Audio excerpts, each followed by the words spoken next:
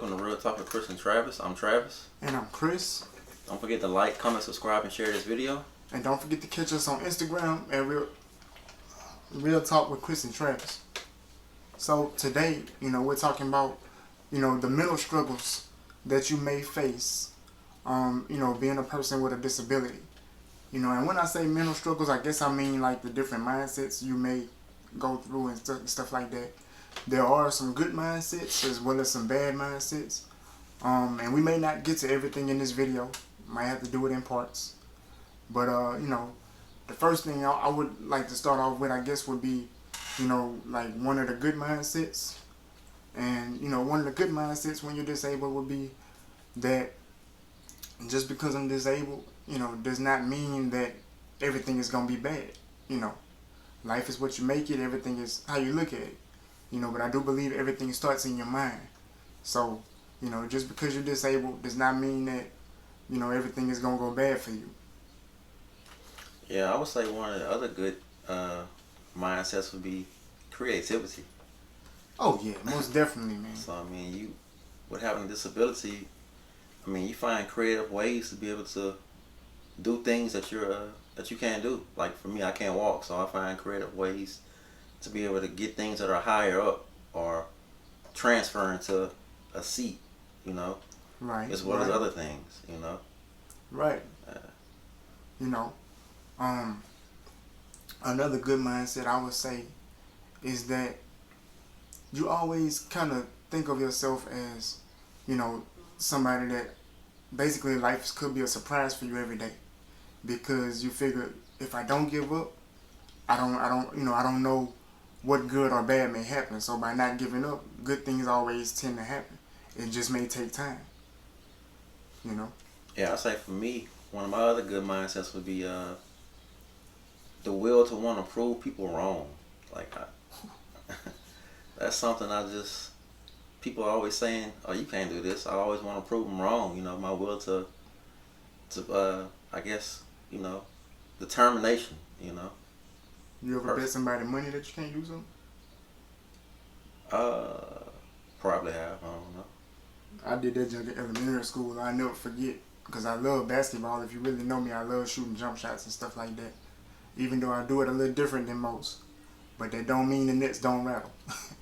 And I remember PE class we had to do, play basketball and stuff like that.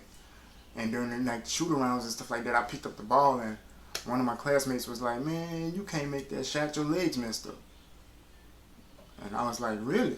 And he was like, I bet you won't make it, I bet you won't. And that was before the song came out, you know what I'm saying? So, and I was like, well, you know what I'm saying? You got lunch money, right? He was like, yeah, but you ain't gonna get it because I bet you ain't gonna make that shot. I absolutely nailed the shot. And he absolutely gave up his lunch money. Oh, now that you bring up basketball, I did bet somebody money playing basketball before. Uh-oh. Because, man, I used to play on a team, a wheelchair basketball team.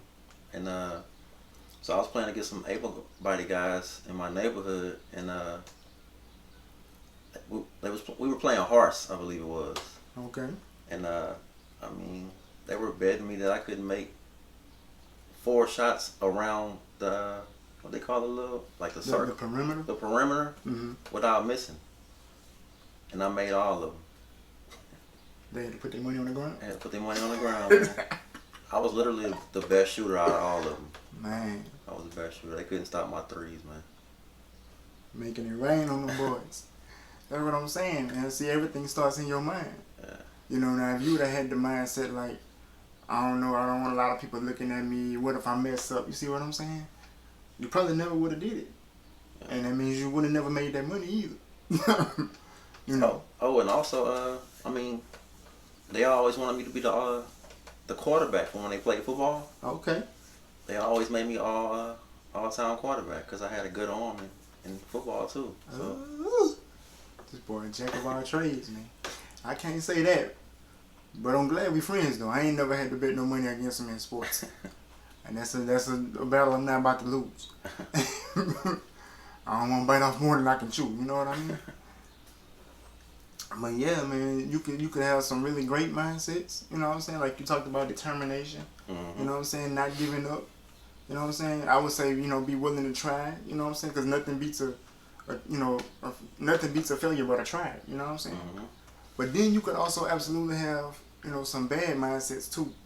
You know what I'm saying? For example, and for me personally, I've went through this where, you know, you feel like I don't want a lot of people looking at me, so I tend to fade into the background when it comes to large groups of people. You know, stay at the back of the room, stay at the back of the class. You know what I'm saying? Keep my back on the wall and hope nobody notice me and stuff like that. You know, I had that mindset, and it's not good. It's not good at all. Yeah, and I would say one of the other bad mindsets you may face is probably confidence. You know, sometimes you may lack confidence because of your ability to be able to do certain things. You know, but I mean, I feel like once you start focusing on the things that you can't control, Right. and you focus on the things you can control, your confidence will shoot up.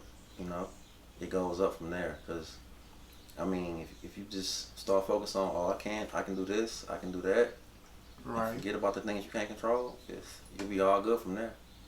You know, and that's one thing I learned. You know what I'm saying? If y'all really, you know, rock with this podcast, you notice that I tend to talk a lot about retail jobs because I worked in the retail industry 13 years.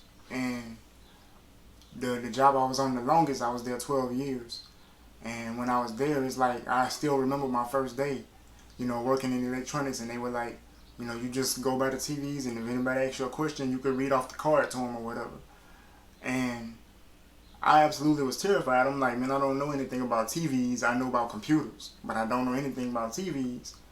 And I don't want to just be looking at a card and reading, you know, the card to the people, because the people can read them same cards, and I'll be looking like a dummy, you know. But the more I did that job, the more confidence I got, until I started memorizing the stuff on the cards and I didn't have to look at them. But I also did a lot of research on my own, you know, when I would get off from work and even on my off days, to where I became the person that everybody came to for answers, you know. And basically that really boosted my confidence when it came to talking to large groups of people or having to, you know, stand up in front of a bunch of people. Now I could deliver a speech and not be nervous. And it could be a crowd of people I have never talked to before. So, I mean, but that's all because of just doing something consistently, you know, on a job when I was terrified in the beginning. Yeah, I think I was the same way when I first got my first retail job. I think I was terrified too. What people may think. I was worried about that. Things people may say. Mm-hmm. People staring. I mean, just things like that. I was kind of nervous, but I'm glad I experienced it, because, I mean, that helped to boost my confidence a lot too, you know. And it also gave me a chance to experience different people, you know, the way certain people act, you know, things like that. Right. Yeah. Because you know, you even when you're disabled, you're not supposed to live like a shut-in. Right. You know, and some people would tell you like, oh, it's better for you to stay in the house and get a check from the government and all of that. But I feel like the way God got us built as human beings, we're not supposed to hide away from the world. I feel like, you know, we're supposed to interact with each other. We're supposed to be different from each other and learn from, you know, each other's differences and stuff like that. You know, I may be disabled and you may be able-bodied, but I could teach you a lot more about patience. You know what I'm saying? Yeah, I mean, there's nothing that says that just because you have a different ability that you can't enjoy life like everybody else. I mean, you should do whatever makes you happy. Don't let nothing stop you. Right. You know, you want a opportunity or something, go for it. You know? Right. You know, now some doors might be closed in your face. That's why you roll through them. You know what I'm saying? They tell you no. Knock the door off the hinges, huh? Tell you no, you don't stop until you get a yes. They don't want to give you an opportunity, create your own opportunity. Right. Can't stop, won't stop, huh? I hear you. You know, they don't want to give you a job, you can start a business and hire people. One day hoping you can hire the person that interviews you and shut you down. Can't get through the door, climb through the windows. For real. With the mask on. No, I'm just kidding. Don't worry about the mask part. It's just a pandemic out here. But, you know, yeah. You know, some opportunities you will get because you are disabled. Now, not all of them are good. Because you get some people that want to use your disability to build their name up or something like that. but you do get, some good opportunities to do things when you are disabled. And again, a lot of that comes from the mindset that you have, because you can easily go from a I can't mindset to I can. The only difference is something that you thought you couldn't do, you actually tried it and found out I can do this.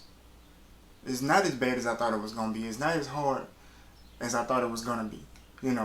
I remember when I was working in a certain place, they came to me like the day before, and they was like, tomorrow we're going to have a special needs group come here from school, and they were showing the kids different jobs, and we are one of the stops on their tour is to come in our store and just see how we work and how, stuff like that. And with them being physically and mentally disabled in this group, and with you being one of our best workers as well as having a physical disability, we wanted to let them see you, actually work, and if they had any questions they could come and ask you and things like that. Also, would you mind like showing them around the facility?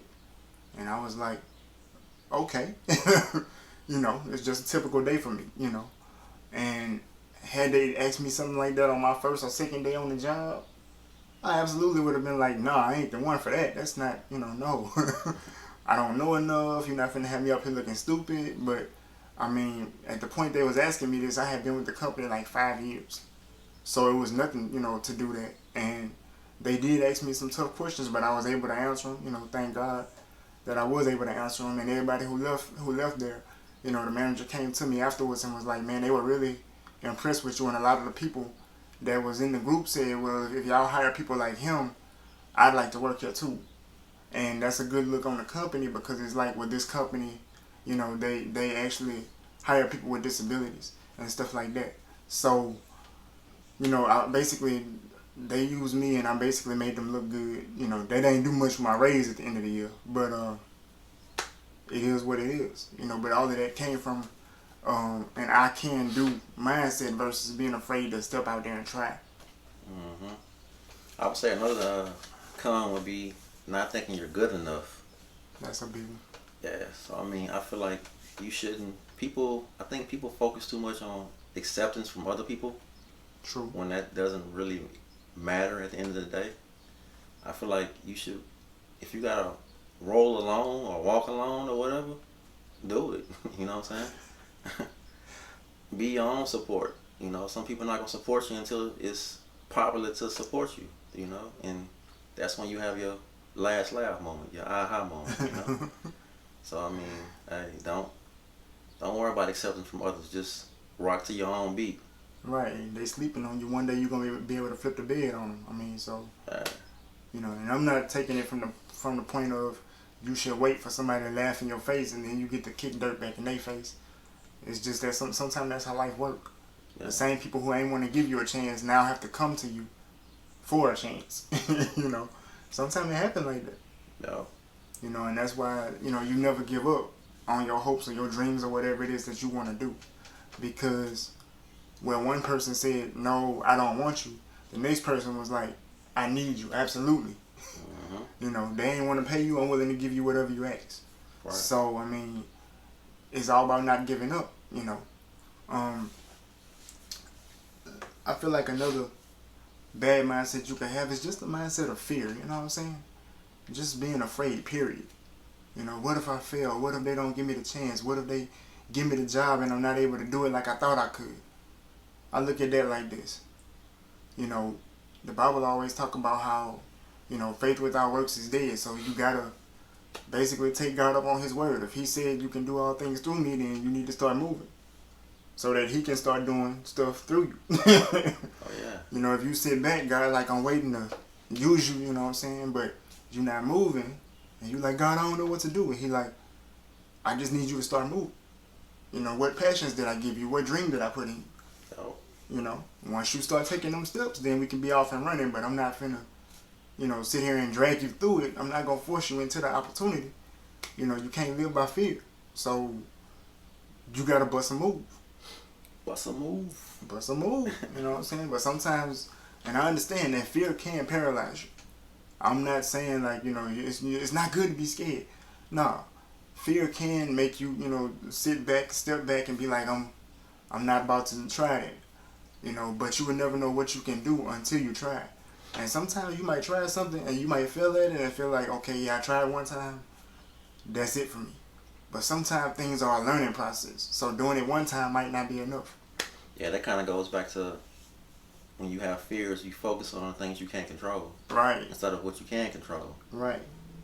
Once you let go of what you can't control and focus on what you can control, that fear pretty much goes away. Yep. But you gotta want it bad enough to actually do it. Right. Yeah, so go for what you want. Don't take no for an answer. Right. Don't ever give up. Don't let nobody stop you from doing what you want to do. That's right. Yeah. And don't forget to like, comment, subscribe, and share this video. And don't forget to catch us on Instagram at Real Talk with Chris and Travis.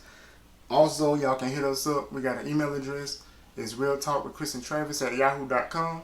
So y'all could also reach us there if you have any questions, any comments, any concerns, any topics y'all want us to discuss, anything that y'all would like to know personally. Hit us up. We welcome all comments, all questions. We know y'all hungry for y'all got stuff y'all want to know. We know. So y'all need to hit us up, man. And also drop some topics y'all want us to talk about. Right. And stay tuned. We got some big things coming up. Right. So y'all be ready. And we'll be back next week with another video. Okay. Stay tuned. And we out. Peace.